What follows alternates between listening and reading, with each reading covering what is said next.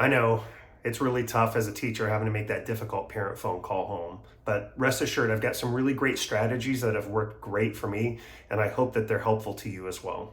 My name is Joel Powell, and I'm a public school orchestra teacher. I'm currently a high school director, but I've also taught elementary and middle school as well. Please be sure to subscribe to my channel for lots of helpful content, and be sure to check out my website at joelpowellconductor.com. So most likely you were in the position of having to make a difficult parent phone call home. You are not alone. It's never comfortable to have to call a family and tell them, hey, I'm having trouble with your child. Now, most likely it's a behavioral issue. It could be an issue with completing work. It could be a series of events that have happened, disrespect, etc. I know firsthand it's uncomfortable to have that conversation with a parent. So just know that you're not alone. Try to avoid that communication just being through an email or some sort of written communication. And here's the thing, tone gets lost over email. And so it's far more preferable to actually reach out to the family, be human, and have a conversation with them because they're parents. And now I know sometimes it can be very difficult trying to get a hold of some families. So when you've got to, you send that written message. But if I can't get a hold of them by phone, I'm going to say, hey, please reach out to me at this phone number. I would only use the writing as a last resort or if I really wanted to document something specifically in writing as well. I am a father myself. I have 3 wonderful kids, and they are great, great kids. However, they are kids, and there are times when there are difficult conversations that have to be had. And I have been on that receiving side of that difficult news before. So I'm coming at this with both the angle of the teacher and as the parent. And it's tough. Here's the thing. You got to remember, don't make assumptions of the parents. Don't just assume that they're not interested. You don't know what they're facing on their side. Maybe they're working a lot of hours. Maybe they're struggling with this particular child. Maybe there are behavioral concerns or personal challenges for that student that are challenging. Certainly you see those in the classroom, but what's to say the parent isn't seeing that as well? So approach every conversation with empathy. Before I ever make a phone call, I know I'm going to be a little bit flustered because it's emotional stuff, right? So I'm going to actually write down what I'm going to say, and I would recommend that you do that too. And I write it down in 3 parts. First is a list of positive things that I'm going to say about the child when I call, and yes, there's positive you can find. And then secondly, it's going to be the issue that we're having in the class. I'm going to spell out exactly what happened. And then thirdly, I'm going to mention and discuss what is the follow-up? How are we going to get the solution, if you will? So it's time to make that phone call. If you don't reach them, leave a message or follow up with a brief message that's written saying, hey, please give me a quick phone call. I'd like to discuss something with you. I wouldn't write all those details out unless there's just no way to get a hold of them over phone. That would be a last resort. So pick up that phone, you make that phone call, take a deep breath before you dial. You've got your list in front of you, and then you reach the family. Hey, good afternoon. My name is Joel Powell. I am John's orchestra teacher. Yeah, hey, I just reaching out. First and foremost, I just wanted to give you a call and tell you how much I enjoy having John in class. John's a great guy, really artistic. I am so impressed with his art skills. I wish I had those myself, and we really enjoy getting to know one another this year. But I just wanted to give you a quick phone call, and I'm wondering if I could get your help with something. So let's take a look back at that. I've said something positive first and foremost. I'm trying to disarm the parents. I want them to know I'm coming at this from an empathetic angle and a loving angle. I want the best for their kid just like they want the best for their kid, right?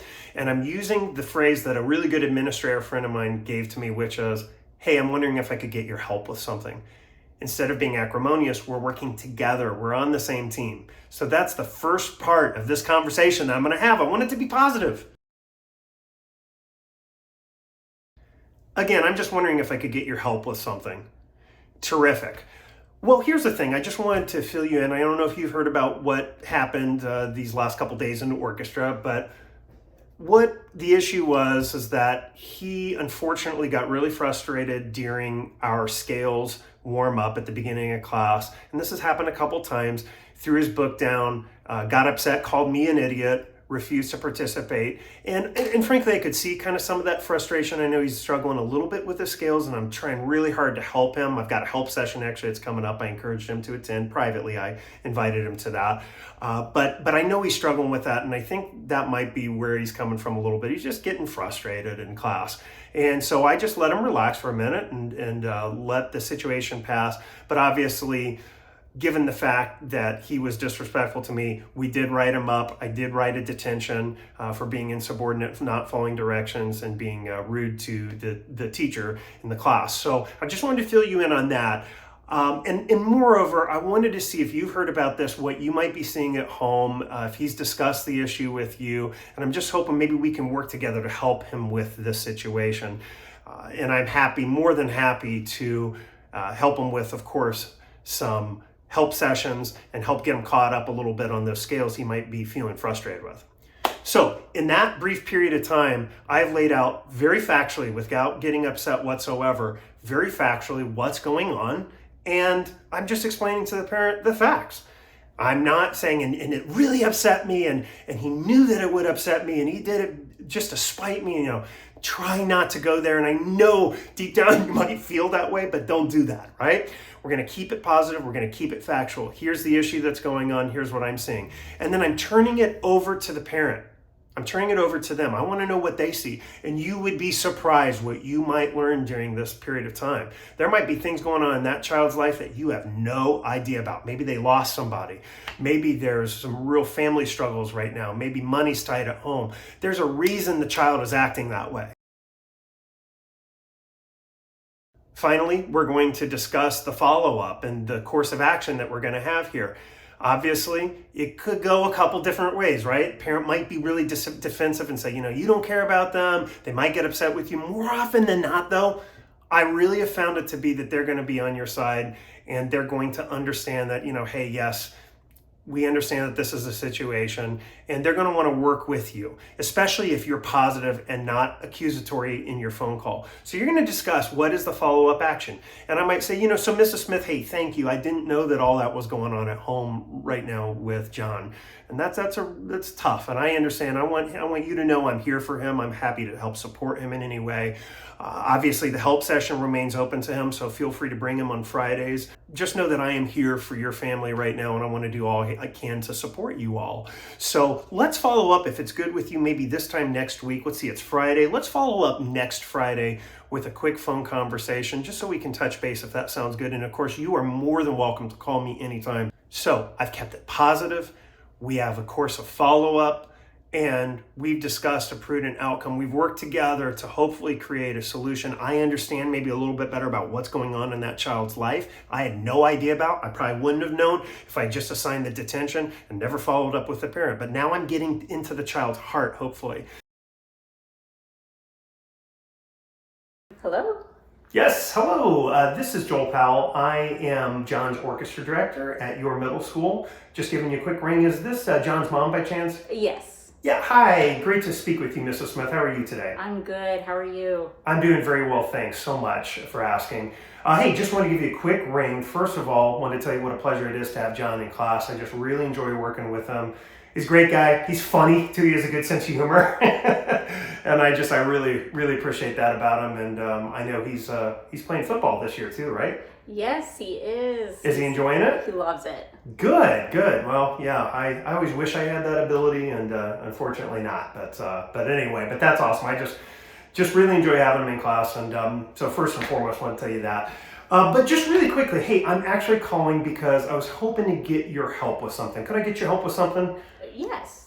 Terrific. So I just want to kind of bring something to your attention that's happened in class. It's actually been a couple times now that this has happened. We've been in the process of warming up in the orchestra room. He got really upset actually at one point and just completely threw his book down in the middle of our fundamentals period. And he said, "This is stupid," and he called me an idiot specifically, and said that, like, I don't care, and I don't even want to be doing this, and why do I have to do this? And obviously I feel for him. I knew he's frustrated. I think part of that probably is just he's struggling a little bit with some of the skills we're working on. I privately also offered to him He's more than welcome always to come to one of our help sessions that we have, because I want him to feel great about what he's doing. So anything I can do to help, I'm happy to do that. But I just want to bring this to your attention. It's happened a few times. I did write him up. I did assign him a detention for that. I just wanted to give you a quick call and just see if he mentioned it to you, or if you had any insights on maybe, what's going on with him right now, or, what you've heard, I guess, on your end. Oh man, I'm sorry to hear that. I'm a little surprised. I know things have been kind of stressful here. Things have been a little rough. His father has been a lot of medical issues. We've been like in and out of the hospital, and so I think that's kind of affected maybe some of the time he's had to practice. So I know he's kind of getting like really frustrated. But what time are those help sessions? We'll try our best, but it's just been really rough with going back and forth to the hospital. But Right. I want to support him, but I know he's having a bit of like a rough time. Sure, and I'm so sorry to hear about his father and what's going on there. Just know that you have our support too. Any way that I can help on my end, just know that I'm happy to help in that regard. If he needs time on certain assignments, etc., just reach out, let me know. Okay, we got you, and I'm sorry you're going through that, ma'am. The help sessions, to answer your question, Monday mornings we have those before school. It's 30 minutes before school. We also host one after school Wednesday. There's a late bus that's also offered as well. And so I come in early, and then on Mondays and then Wednesdays I stay late. So I'm happy to help if one of those might work for your schedule. Yeah, I was going to say, the one with the late bus, that might be the easiest Sure. to get in there. Sure, I know it's tough to get in the morning. If I don't have my coffee, forget about it too. Excellent. I appreciate your help with that. And my issue is obviously, we want him to understand you can't call names, you can't just shut down. We want him to keep trying and doing his best. And so our effort here is just, I'm going to follow up with him. I want to continue to stay positive with him. I'm going to have a conversation privately, of course, with him. Just to make sure we're on the same page and he knows that I support him. And I would love maybe to follow back up with you. Maybe if you guys could kind of help me with this too and have a conversation with him at home. Would that be possible? Yes, I'll talk to him too and just see what's going on. So. Yeah, very good. I really appreciate it. And again, John's a great person, and I'm confident we'll get him all squared away with what he needs. So he's feeling good about it. And let's follow up maybe next Friday. Is that good for you? Yes. In the afternoon, perhaps? Yes. Okay, perfect. That sounds good. Well, thank you, Mrs. Smith, for your time. I look forward to speaking with you next time. And in the meantime, I hope you have a great afternoon, okay? All right, you too. Thanks so much. Thanks. Bye-bye. All right, bye.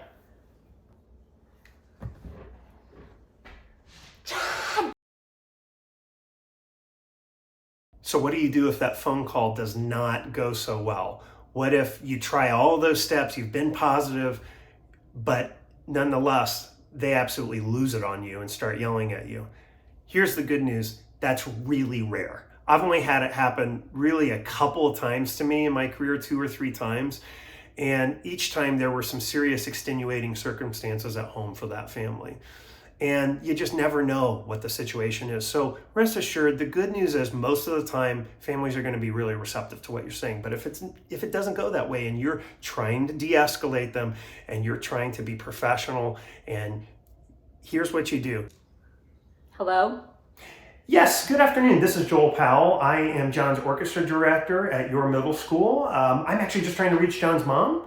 Yes, this is her. Hi, good afternoon. How are you doing, ma'am? I'm good. How are you? I'm doing great, thanks. Hey, I'm actually just calling because I got your email and I could tell there were some concerns, obviously, he's that you so had. frustrated because you say, this practice requirement, I quite frankly, oh my gosh, 20 minutes every day, 5 days a week.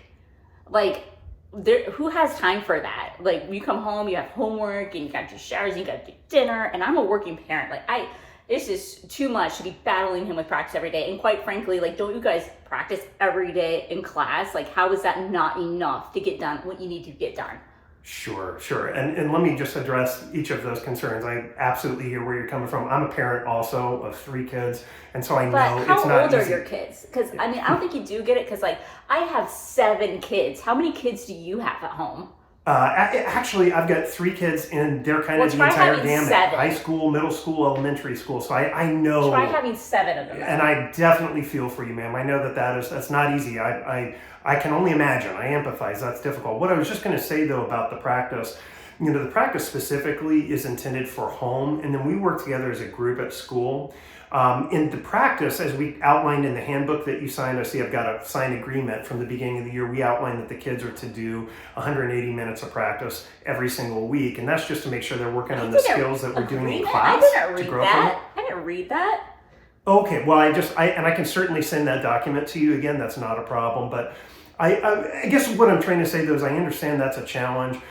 Just a couple things that come to mind. I'm happy to open the orchestra room up a little bit early in the morning. In the afternoon, he's more than welcome to come in, and if he needs to get in some of that time before the late bus. I have 7 kids. How am I supposed to get that to happen? We can barely get to school on time as it is. Right. Well, there's certainly the late bus that does run. That's a possibility. The other thing is, I can work with you a little bit knowing that there are some extenuating circumstances. We just want to make sure that he's getting in that practice time. Squeezing in that time. I don't think you're hearing me. Like, that's not going to happen because that's just a ridiculous requirement, quite frankly. Well, I guess. I don't think he should have to be penalized for a ridiculous requirement. And ma'am, I certainly respect your perspective on that. I think everyone's entitled to their perspective. That is why we do have a code of conduct and a handbook that we specifically lay this out. But we're, of course, glad to have him in here. But we're a graded class. We're a co-curricular class just like anything else. And just like there are expectations in algebra class, there are expectations here as well. So that's why we try to make that really clear at the outset so that you know what to expect. We don't want there to be any surprises for you either. I doubt anybody else is like really needing what you're asking because of this ridiculous requirement, like the practice. Like, I bet like nobody's doing that. They're just probably making it up. No, I can assure you that they are not, and I can see that in the kids' preparation. Well, ma'am, I guess what I would say is just know that I'm happy to work with you. I'm happy to help you with this situation. I don't understand, like, are you saying that, like, he's not doing well or that he's not talented or smart enough or something? Not at all. What's that supposed to mean? No, not at all. Like I said at the beginning of the phone call, I adore John. I think he's a great young man. Very smart, very capable. I ultimately just keep this in mind. I'm happy to work with you on the practice expectations. We can get them in before school, after school to squeeze in some of that time. I can open our space up because I don't want that to be a stress for you. I have 7 kids. This is ridiculous. Yeah, I don't want it to be a stress for you. I just feel like, are you dumb? Like, are you stupid? Oh. Like, how? Not, like, it's ridiculous. Okay, well, I don't think we need to go there. I don't think name calling is necessary. Well, it is stupid. Okay, well, ma'am, it sounds like if now I understand why he's struggling so hard in class. He's like, dumb teacher.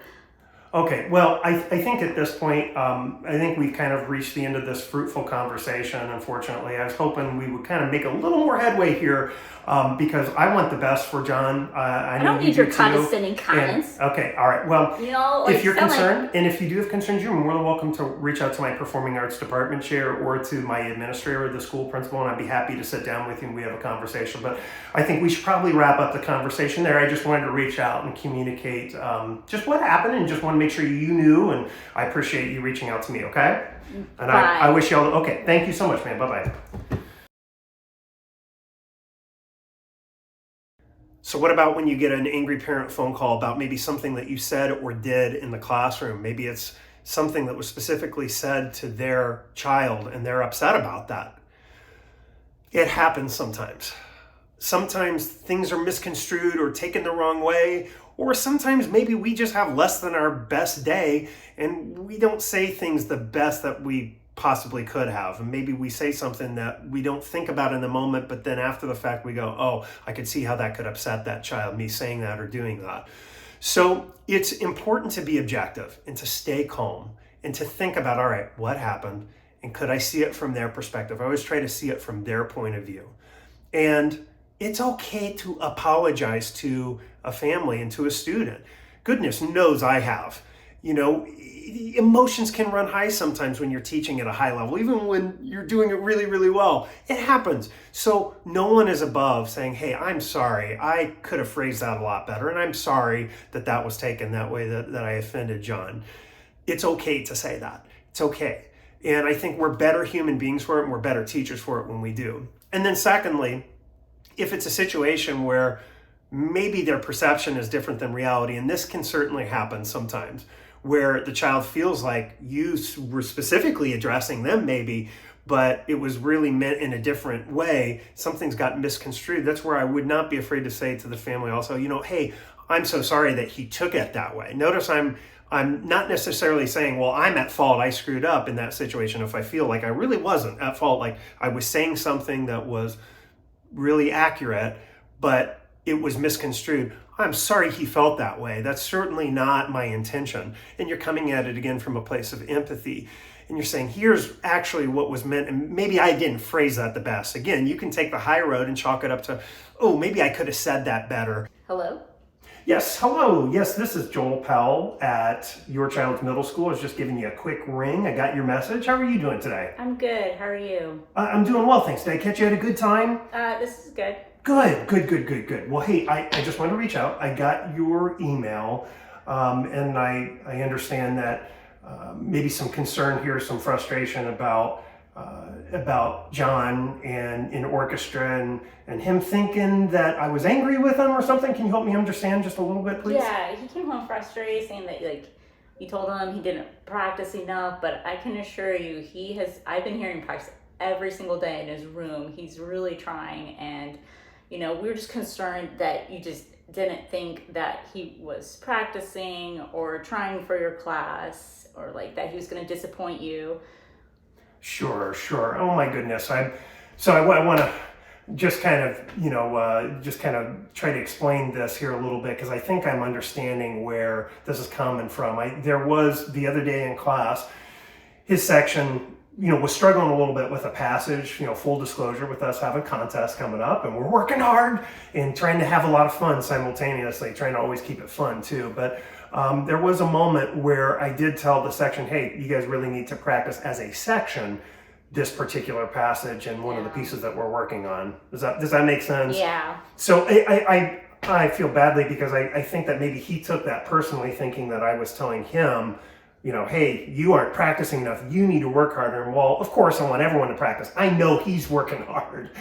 And thank you. You bet. And I'm sorry for any miscommunication there, or whatever was lost in translation there a little bit, because I certainly think he's working hard. He's got an impressive chair position he's earned. His last playing exam was excellent.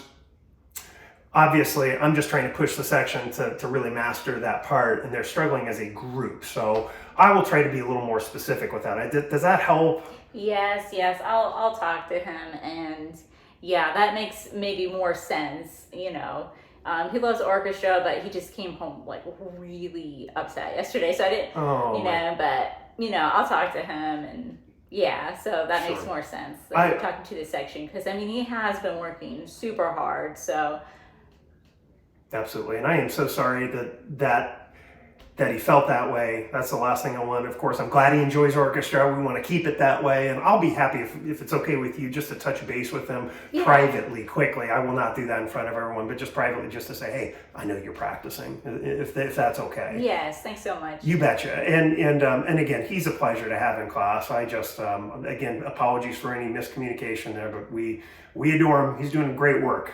All right. Thank you so much for your call. Hey, you bet. And I hope you have a great afternoon, okay? All right. Thanks. Thanks so much. Bye-bye. Bye-bye. It's also worth noting that more often than not, when parents reach out to you and they're frustrated about something, you're probably going to get an email instead. It's just the society we live in these days, that people don't always want to have that conversation face to face.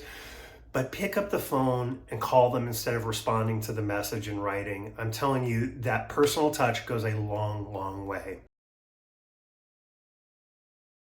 At the beginning of every school year, I make one positive parent phone call home before we have a chance to have anything go south. And that's really helpful, because then when something does come up in the classroom, I already have that previous positive phone call I've made, and they know, hey, he's not out to get my kid, he's just calling because he's concerned.